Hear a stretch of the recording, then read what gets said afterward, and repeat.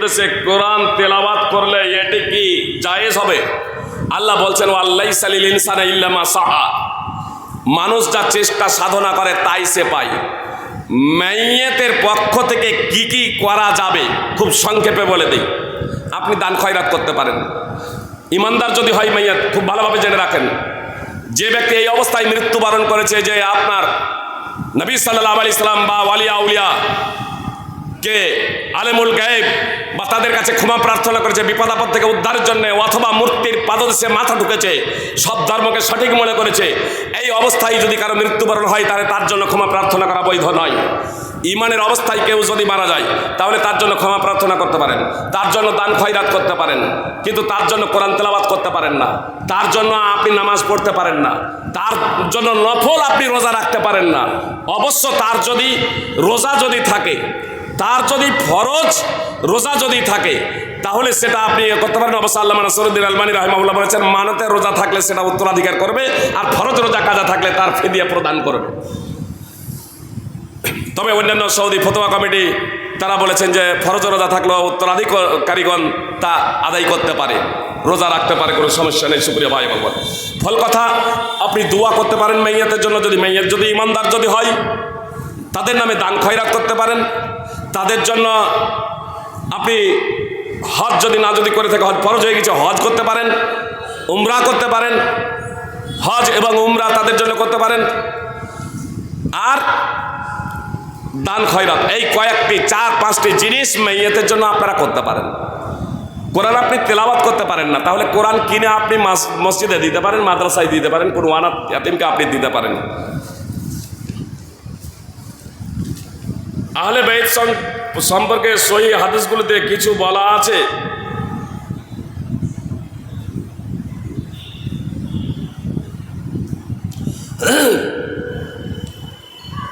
আহলে বাইত সম্পর্কে অনেক রয়েছে। আহলে বাইত নিয়ে বক্তব্য রাখলে ও নিয়ে কয়েক ঘন্টা প্রয়োজন, কয়েক ঘন্টায় অবশ্য শেষ হবে না। খুব আমাদের সমাজে যাকে কেন্দ্র করে বিভ্রান্তি ছড়াচ্ছে সেই বিষয়টাই বলে দিই। মুহাম্মদ সাল্লাল্লাহু আলাইহি সাল্লাম বলেছেন, আমার আহলে বাইত থেকে একজন ব্যক্তি যতক্ষণ না আরবের মালিক হবে ততক্ষণ পর্যন্ত কিয়ামত সংঘটিত হবে না। তার নাম হবে আমার নামে, তার পিতার নাম হবে আমার পিতার নাম, অর্থাৎ ইমাম মেহেদী আসবেন, তার নাম হবে আব্দুল্লাহ, তার পিতার নাম হবে মুহাম্মদ। সুনানে আবি দাউদ হাদিস নম্বর 4282। এ থেকে এটা প্রমাণিত যে শাকিল বিন হানিফ বম্বে যে ইদানিং ইমাম মেহেদী বলছে সে হচ্ছে মিথ্যাবাদী। অনুরূপভাবে মির্জা গোলাম আহমদ কাদিয়ানী যে নিজেকে ইমাম মেহেদী ঈসা নবী বলে দাবি করেছে সে হচ্ছে মিথ্যাবাদী এবং ভণ্ড একজন ব্যক্তি যে নিজেকে নবী বলে দাবি করেছিল। সুপ্রিয় ভাই এবং বোন, মির্জা গোলাম আহমদ কাদিয়ানীকে নবী বলে বিশ্বাস করার তাৎপর্য হলো ধর্মচ্যুত হওয়া, ইসলাম বিনষ্ট হয়ে যাওয়া। আল্লাহ তাআলা আমাদের তা থেকে হেফাজত করুন। আপনাদের এখানে শুধু একটা বিষয় বলে দিই যে ইমাম মেহেদী এবং দাজ্জাল আসবে, তারপরে ঈসা আলাইহিস সালাম আসবেন। দাজ্জাল এখনো আসে নাই, দাজ্জাল এখনো আসে নাই। আর যখন আসবে তখন আমরা বুঝতে পারবো, চিনতে পারবো, ইনশাআল্লাহ কোনো সমস্যা হবে না। জামাত কি কিছু কিছু মানুষ দিনের পর জানে, জামাত প্রসঙ্গে তো বললাম, অন্যান্য জেলা গিয়ে থাকে কিন্তু তাদেরকে কোনো জেলা মসজিদে প্রবেশ করতে দেয় না। কেন? প্রচলিত জামাত না। সুপ্রিয় ভাই, প্রচলিত জামাত যদি বলেন যে টুঙ্গির ইজতেমায় কি হলো দেখলেন না, বাংলাদেশের ঢাকার মসজিদে কি হলো দেখলেন না, যে একটা মানুষ যদি আজীবন যদি তাবলিগ জামাত, প্রচলিত তাবলিগ জামাতের কথা বলছি, একটা মানুষ যদি আজীবন যদি চিল্লা লাগিয়ে দেয় তবুও সে কালেমাটাই শিখবে না সঠিকভাবে। শুধু লা ইলাহা ইল্লাল্লাহ বাহ্যিকভাবে এটা পাঠ না, অবশ্যই, কিন্তু এর অর্থ এই নয় যে আমাদের তাবলিগ করতে হবে না। এক শ্রেণীর মানুষ ভেজালের তাবলিগ করে, আর যাদের কাছে হক আছে এরা উদাসীনতা প্রদর্শন করে। এজন্য আমাদের আহলে হাদিস যারা আলেম ওলামা যারা আছে, আলেম ওলামা এদের অবশ্যই তাবলিগ করা কর্তব্য, মুসলমানদের সংস্কার এবং সংসদের এবং মুসলিমদের কাছে সাধ্যমতো ইসলাম পৌঁছে দেওয়া। আমরা তো বাতিলটাকে বাতিল বলছি যে ওই পদ্ধতি ঠিক না, কিন্তু সঠিকটা নিয়ে ঘরে বসে আছি, সঠিকটা কিন্তু আর প্রচার করি না। সঠিকটা প্রচারের ক্ষেত্রে সিংহভাগ তখন বলছি টাকা না হলে যাব না, টাকা না হলে প্রচার করব না। আল্লাহ আমাদের হেদায়েত দান করুক। আমাদের দায়িত্ব কর্তব্য জনগণের কাছে এই সঠিক ইসলামটাকে তুলে ধরা।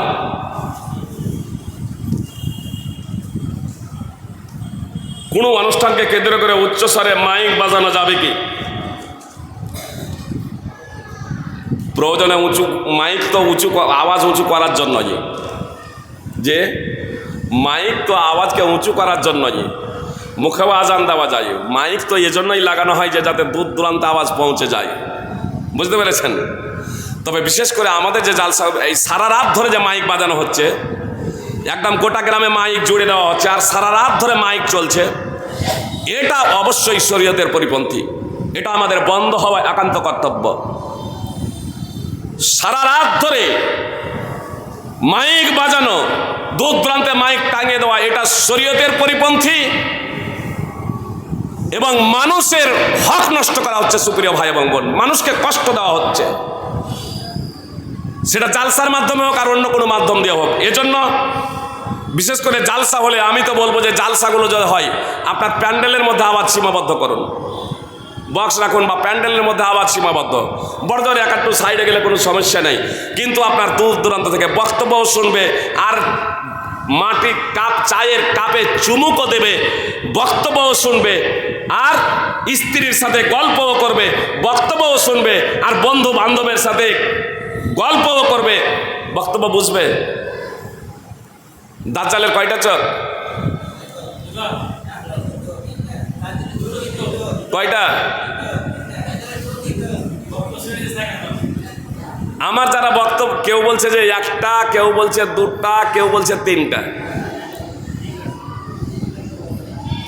যারা দুটো বলেছেন তারা আমারই মনে হয় বক্তব্য শুনেছেন, যেমন এক ভাই বলছেন, বুঝতে পেরেছেন?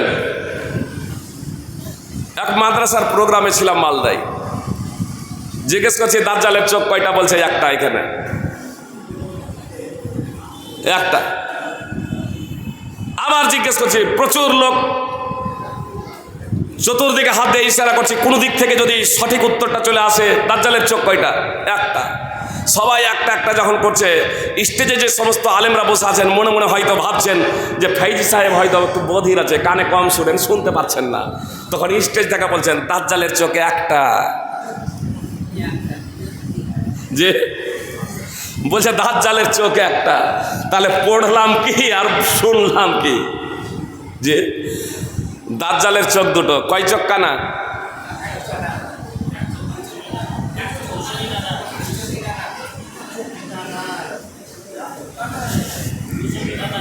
আমাদের মত হয়ে যায় না যে কানা কয় চোখ আমি জিজ্ঞেস করছি, টেরা টেরা জিজ্ঞেস করিনি।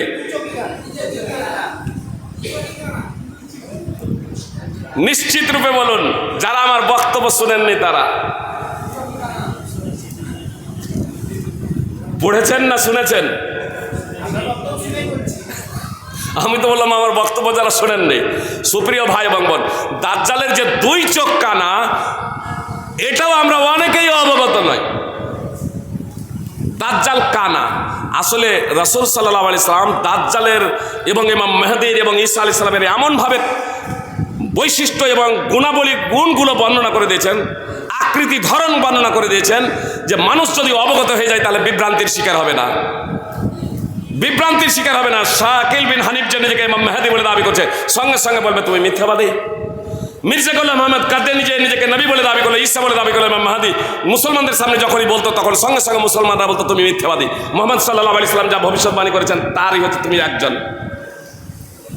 কিন্তু আমরা বিভ্রান্ত হয়ে যাচ্ছি সঠিক বিষয় সম্পর্কে অবগত না হওয়ার কারণে। সুপ্রিয় ভাই এবং বোন, দুই চোখে কানা, ডান চোখ হবে আঙ্গুরের মতো ফোলা আর বাম চোখ হবে লেপা, তার উপরে থাকবে নখের মতো পুরু চামড়া। সময় নেই সেই প্রসঙ্গে আলোচনা করা। তো আমি বলছিলাম মাইক, আপনার এই যে শব্দ দূষণ হচ্ছে কি জন্য? এত দিল্লিতে আজকে 6খানা বিমান নামতে পারেনি। 6খানা বিমান মানে অনেকগুলো বিমান, 6খানার বেশি, মানে দিল্লির 6খানা বিমান একটা অন্য বিমানবন্দরে নেমেছে, আরও আবার অন্য জায়গায় নেমেছে, তাহলে অনেকগুলো। আজকে অনেকগুলো বিমান দিল্লিতে নামার কথা ছিল, নামতে পারেনি। বায়ু দূষণ, শব্দ দূষণ। যদি এত বিড়ি টানবে আর সিগারেট টানবে তো বায়ু দূষণ হবে না কেন? যদি এত বোমা ফুটাবে, এত বোমা ফুটাবে, তাহলে আপনার বায়ু দূষণ হবে না কেন? সুপ্রিয় ভাই এবং বোন, অতীতে যেমন ইসলাম প্রাসঙ্গিক, আজকেও ইসলাম প্রাসঙ্গিক। যদি শান্তি প্রতিষ্ঠিত করতে হয় তবে ইসলামকে আপনাকে মানতেই হবে, বিকল্প কোনো পথ নেই। এখানে একটা কথা বলে দিই, যদি যেহেতু বক্তব্য রেকর্ডিং হচ্ছে, বাইরেও আওয়াজ যাচ্ছে, প্রশাসনের কর্মকর্তা সহ অমুসলিম ভাইদের বলতে চাই, যদি আপনারা বাস্তবিকই যদি নারীর নিরাপত্তা চান, যদি ন্যায় এবং ইনসাফ প্রতিষ্ঠা করতে চান, যদি আপনারা শান্তি প্রতিষ্ঠা করতে চান, যদি আপনারা সুখ এবং শান্তি উপভোগ করতে চান, তাহলে ইসলামকে মেনে নিন, ইসলামকে মেনে নিন, ইসলামকে স্বীকার করুন, ইসলামের বাস্তবতাকে স্বীকার করে নিন। একটা উদাহরণ দিই, তাহলে আপনাদের বুঝতে সুবিধা হবে। আরজি কর ঘটনাকে কেন্দ্র করে আন্দোলন দেশে এবং দেশের বাইরে লক্ষ লক্ষ মানুষ আন্দোলনে অংশগ্রহণ করেছেন। 3 মাস অতিক্রান্ত হয়ে গেছে, এখনো বিচার আধুরা। কি বলছেন? এখনো বিচার হয় নাই। তো আরজি কর ঘটনাকে কেন্দ্র করে নানা পদ্ধতি অবলম্বন করা হয়েছে যাতে নারীরা জুলম নির্যাতন থেকে বেঁচে যায়, নারীরা নিরাপদ থেকেছে। আমাদের ভারতের প্রধানমন্ত্রী নরেন্দ্র মোদীর রাজ্য গুজরাটে 57 বছরের নানা দাদা তুল্য শিক্ষকের হাতে মা নিজের কচি মেয়েকে তুলে দিচ্ছে। তার সরকারি স্কুলের শিক্ষক, সেই ভদ্রলোক তার স্কুলে পঠন পাঠনের জন্য কচি মেয়েকে 57 বছরের দাদা তুল্য নানা তুল্য ব্যক্তির শিক্ষকের হাতে তুলে দিচ্ছে।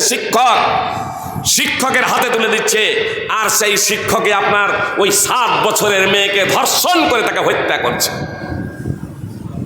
আরজি কর ঘটনাকে কেন্দ্র করে আপনার অহরহ এসব ঘটনা ঘটেই চলেছে।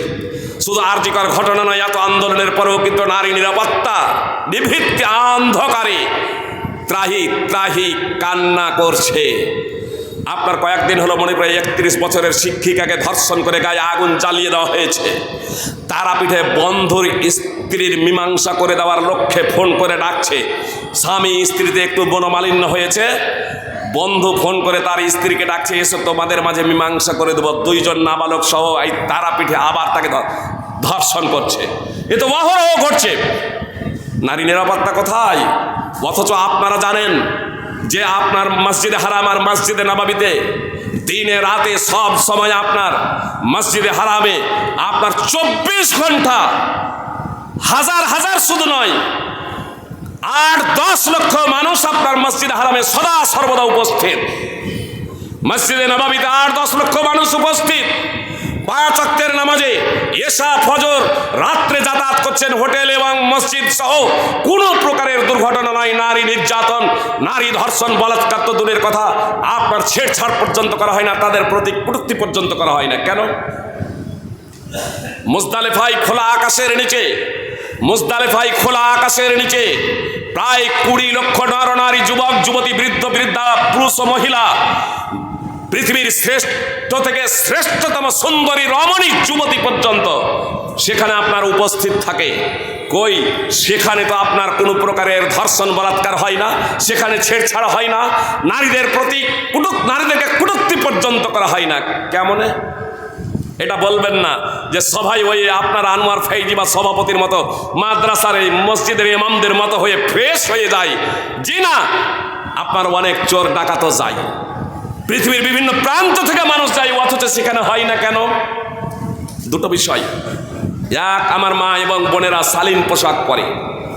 নম্বর 2, মনের মানসিকতার পরিবর্তন। যখনই মক্কা এবং মদিনা কেউ যখন যায়, হজের জন্য কেউ যখন যায়, উমরার জন্য কেউ যখন যায়, সে বাড়ি থেকে এই মানসিকতা নিয়ে যায়, জীবনে অনেক পাপ করেছি, পাপ মোচন করার জন্য আমি যাব, আমার যাতে কোনো প্রকারের ত্রুটি বিচ্যুতি না থাকে, এই ভাবনা নিয়ে অনেকেই যায়। সুপ্রিয় ভাই এবং বোন, এজন্য একটাও আপনার সেখানে দুর্ঘটনা ঘটে না। যাকে জনগণে বিখ্যাত বলে, সক্রেটিস তিনি বলেছেন, দ্য উইদাউট রিলিজিয়ন ইজ বারবারিজম। ধর্মহীন শিক্ষাই মানুষকে পশুত্বের পর্যায়ে নিয়ে যায়। যে নারী নিরাপত্তা বলে যারা আন্দোলন করছে, ন্যায় ইনসাফ প্রতিষ্ঠা করব বলে যারা আন্দোলন করছে, দিনে আন্দোলন আর রাত্রে একটু সুযোগ পেলে যে আবার ধর্ষণ, পত্রপত্রিকায় আপনারা দেখছেন না?